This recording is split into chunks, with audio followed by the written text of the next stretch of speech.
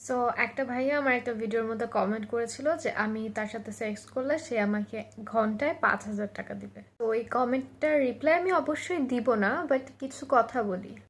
যে সমস্ত মেয়েরা টিকটক ইউজ করি তারা কিন্তু বেসিক্যালি হয় অ্যান্ড্রয়েড অথবা আইফোন ইউজ করি। যে সমস্ত ফ্যামিলির মানুষরা তার মেয়েকে বা বোনকে বা ওয়াইফকে এত আদর করে যে 20,000 টাকা থেকে শুরু করে 1,00,000 টাকা পর্যন্ত টাকা দিয়ে একটা ভালো মোবাইল কিনে দিতে পারে, তাদের অবশ্যই চলাফেরা করার জন্য বা বেঁচে থাকার জন্য প্রস্টিটিউট হওয়া লাগবে না।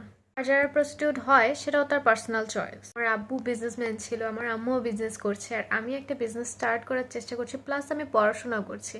তো আশা করি আমার এরকম সিচুয়েশনে কখনো পড়া লাগবে না, বা পড়লেও আমি এরকম কিছু করব না, মানুষের বাসায় কাজ করব, তাও প্রস্টিটিউট হব না। আর আমার জামা কাপড় নিয়ে আমার মা বাবার কোনো সমস্যাই নেই, ইভেন আমার ফ্যামিলি রিলেটিভস কারোর কোনো সমস্যা নেই। প্রায় আমাকে অনেকেই ফলো করে আমার ফ্যামিলি মেম্বাররা। তো সমস্যা হলে ইগনোর মি আর ব্লক মি।